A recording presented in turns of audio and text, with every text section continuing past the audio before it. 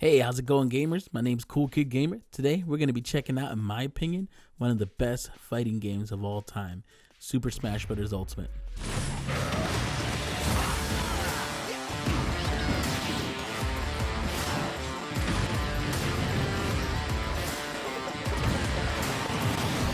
Some of you guys might remember me from my old content from back in the day. So technically, this isn't my first video, but I'm going to treat it as such. So just call me Cool Kid 2.0. Let's get into it. Hey, welcome to the video. Before we get started, make sure you hit that like, comment, and subscribe button. And don't forget to hit that bell. You have no idea how much that actually helps me out for the channel to grow and keep making this lovely content. Okay, so this game holds a special place in my heart. And that's also why I decided to make it my first video on the comeback to YouTube. I've been playing this game since the original back in 1999 when I was still a little cool kid. Just imagine an 8-year-old me being captivated by the amazing game, because before this, all I had was NES and SNES, and my family at the time just got the N64, right around the time when the game came out. So it blew my mind. Since then, I've been following the series faithfully, trying to be the best player I can amongst my friends, and let me tell you, I've been succeeding in that department. Every new game meant new characters, and that was always exciting to see the big reveals, especially in the last 2 installments, because thanks to technology and the internet, we have something called DLC. With DLC, it made the possibilities endless, from characters to new stages, Mii fighters, game mode add-ons, and so much more. Let me stop gushing and actually get into the review. Let's get started. So, the story mode for this game is called World of Light. It's a pretty ambitious story mode compared to previous installments of the game. I would say the only one that beats it is Subspace Emissary, but I know not everyone will agree, and that's a debate for another day. But in World of Light, all your favorite characters are being imprisoned, captured by some being or thingy called Galeem. That's what you see in the first cutscene. He makes doppelgangers of all the playable characters. He's going to be one of your main antagonists of this game, as he's the one ruining everything for the fighters. In the World of Light story mode, you'll be met with a lot of different challenges, stage hazards, and managing your spirits.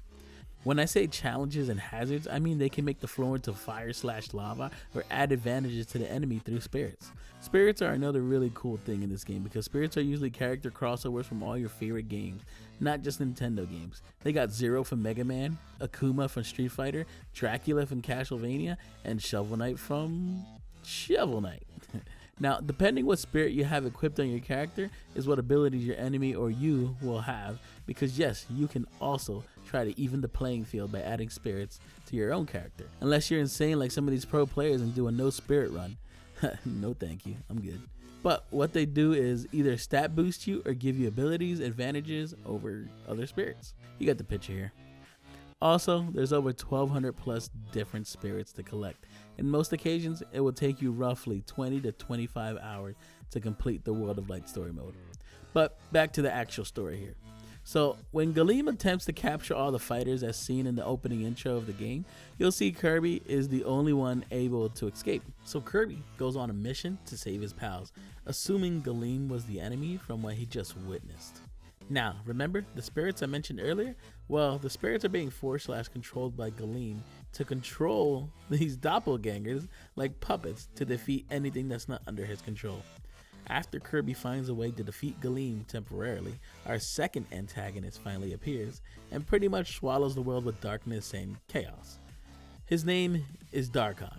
He pretty much does the same thing as Galeem with the spirits, but represents the dark side of this. After watching Galeem and Darkon briefly go at it, it starts to look like a light versus dark type of battle going on, and it kind of makes you question if one of them is a good or a bad guy, or both are just trying to screw you over. But spoiler, from going through the game, they are pretty much equally both the bad guys here. In one of the final battles, you'll find yourself fighting both of these bosses and defeating them both to free all the spirits so they can go back to their proper worlds/games, as some people say. Almost sounds like an ending to the Smash universe in a way. I wonder. Now, for a fighting game, this is probably going to be some of the best storytelling you'll ever get, since most fighting games don't have much of a story to tell at all. It goes a little in depth, but not too much, but at least the effort was there, and they decided to do something like this at all, because you've seen in other Smash games, the story modes were lacking. So, the music in this game is spectacular. Since there's so many characters / spirits, you get a piece of the music from all the games that the characters are from. You'll get original, remixes, and all sorts of mashups. They even have a dedicated mode just for listening to music, to listen to your tunes on the go. At the time of making this video, there's currently 1,002 different tracks in the game. That's insane for any type of game. Like I said, from Nintendo to third party, this track list doesn't disappoint. I mean, hear it for yourself. So much fan service done here with the music, and the different settings for the music is another great additional feature. You have certain songs from certain games to play only, or have certain songs set to play in certain stages in game modes. Man, that was a tongue twister. I feel like they went above and beyond with this. I don't think there will be another game ever to beat this soundtrack. So you could argue that, oh, it's not all original music, but this is my review. So I give it a pass and say it's the best music we'll ever get from any game / soundtrack ever. For the few of you that haven't bought this, why aren't you enjoying this yet? The gameplay, the bread and butter, the thing that makes this game so amazing. From infinite combos to outplaying your opponent, the possibilities are endless. With so many playstyles to play where almost anyone can enjoy this game, from casual all the way up to pro players, there's so many options. Play with all items, some items, special modes, squad strike, tournament mode, classic mode, and online mode, where you can join the race to get some of the highest GSP to join the top 10% in Elite Smash. Elite Smash showcases the most popular way of playing this game. 1v1, no items, no hazards, just raw skill. This game's competitive scene has some of the most complex ways to play.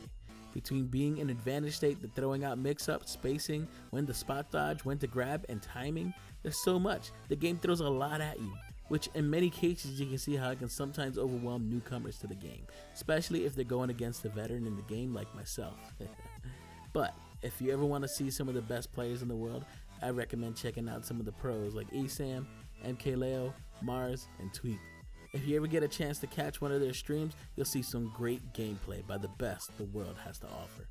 The massive popularity of this pro scene has gotten in the last installment is insane. At this point, with everything being online, I feel like there's tournaments almost every day. Honestly, this game would be at a much higher point if it wasn't for the game's worst enemy in some ways. Sadly, it's Nintendo. Oh no! For some reason, Nintendo doesn't like seeing this game thrive in a competitive scene. From putting restrictions on tournaments, cease and desist on some tournaments altogether, and never promoting anything with the pro scene.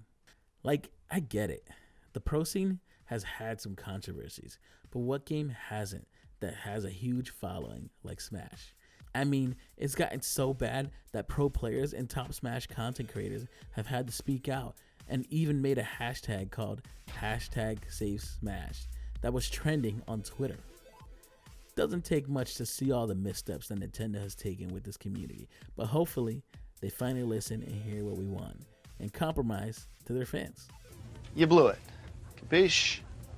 If they don't, the community will most likely do it themselves, because all the love the people have for this game, in a way, it's kind of brought the community together in some shape, way, or form, and it just goes to show you how powerful we can become. This game has something special to it that brings people together to play. It has a charm. It has those moments where you forget about all your problems, all your issues, and you just have fun with your friends. Where you can just be anyone you want to be. Trash talk and practice till your fingers fall off, then buy new fingers to play until those fall off. A game where you can play with as many different types of controllers as there is characters. A game that's considered by many the best fighting game ever. How can you compete with the greatness? And I, for one, am one of those that agree with that statement. With that said, this game gets a Cool Kid rating of 10 out of 10, a first in the Cool Kid scale. But I'm sure most of you will agree, or maybe not. Let me know what you think. Did you like the game? What did you think of the World of Light story mode? Have you even bought the game yet? And if you haven't, what are you waiting for? Let me know in the comments below. Be sure to like, subscribe, hit that bell, but most of all, remember to keep on gaming.